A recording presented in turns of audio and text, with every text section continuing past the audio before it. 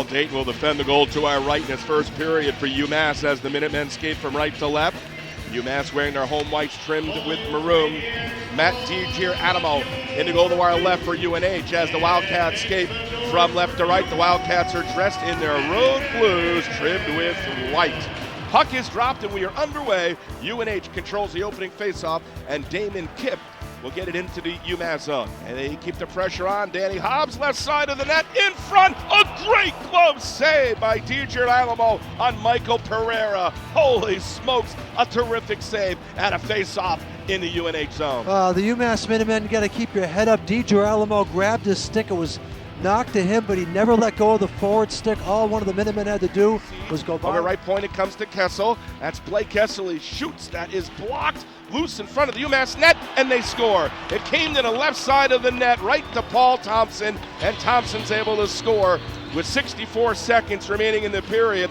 For Paul Thompson, the senior from Cherry, New Hampshire, his 15th goal of the season, and UNH takes a 1-0 lead. I think if the Minutemen will look back at the film there, they'll find that entering into that zone, Phil DeSimone was a country mile offside. The Minutemen got the puck back out, and then UNH continued. I think the Minutemen would like the whistle. Down below us, the bench, there was a few referees on there, but it was a good, clean play, and Paul Thompson continues his hot weekend. Pass comes over onto the far left wing boards. Another penalty is being called here against UNH. It comes in front, and UMass scores.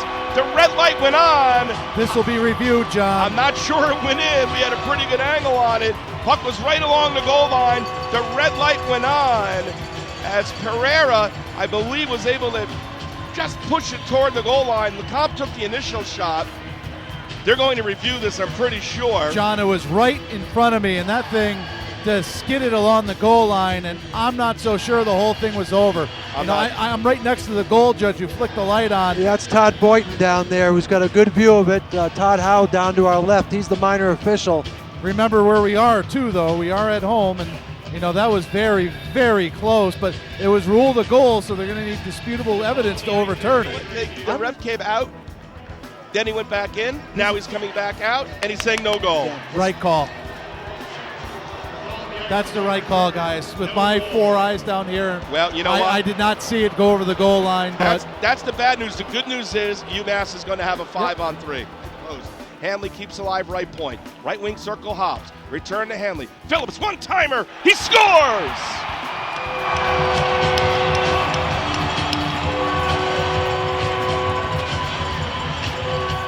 The first pass across, Adam didn't like. It wasn't in his sweet spot. The second pass across by Joel Hanley was right where Adam Phillips wanted it. And the big freshman fires it home for his 4th goal this season, and the game is tied at 1. Good puck movement out at the point.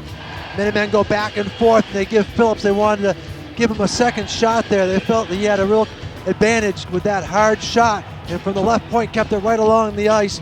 4th of the season at 4:52. It's 4:52, yes, it's a 5-on-3 power play goal. Minutemen continue with the man advantage. Sislo returns. The Minutemen are now 1 for 3 on the power play. The game is tied at 1. Now Pereira shot and a save made by DiGirolamo and a face-off in New Hampshire territory. Going back to the Phillips goal, John, Phillips is, remember, 6'6", so he has a big shot. That thing just exploded when it got behind DiGirolamo.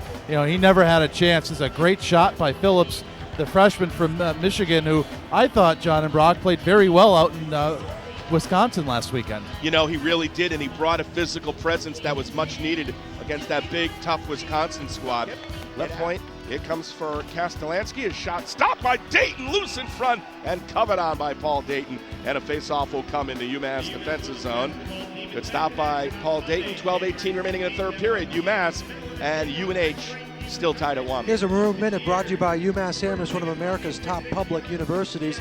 A team from UMass Amherst is collaborating with a leading kidney specialist at Bay State Medical Center in Springfield to design more accurate protocols for prescribing effective doses of a key drug used to control. Now DeSimone is center for New Hampshire. Gains the red line. Right wing pass Sislo into UMass side. Sislo to DeSimone. In front Thompson, and DeSimone scores. A really pretty play by that first line for New Hampshire. Phil DeSimone, the Washington Capitals property, scores his 5th goal of the season. And with 5:01 remaining in the third period, New Hampshire takes a 2-1 lead. I think you're right, John. I thought Thompson was the one that really set it up and did all the work there and fed it to DeSimone. Wildcats really like to slash a lot, again, going from side to side, and DeSimone came in from the left side, cut right across in front, and collected the pass, and at 14:59 went upstairs on Paul Dayton, and the UNH Wildcats have a 2-1 lead with just under 5 minutes to go in regulation. UMass tried to give it to Eddie Olchuk, but Eddie was going to the bench and not looking for a pass. Instead, Silingo shooting, and they score. It came to the top of the left wing circle, and Blake Kessel able to fire it home. The pass came to the neutral zone to Eddie Olchuk. Eddie didn't see the pass coming. He was heading off on a line change. Off to the races for the Wildcats. And Blake Kessel, that's Phil Kessel's little brother, Islander property. He scores his 5th goal this season, and bang, bang goals. And suddenly, New Hampshire leads 3-1. 2 goals in 45 seconds. A little Groundhog Day from last night. Unfortunately there, Minutemen didn't look set. Wildcats came in, and Blake Kessel, as John just called, just fired it upstairs on Paul Dayton again. And the Minutemen now have 4 minutes to make up a couple of goals. And this will do it. The horn sounds as UNH has defeated UMass by a final margin of 3-1.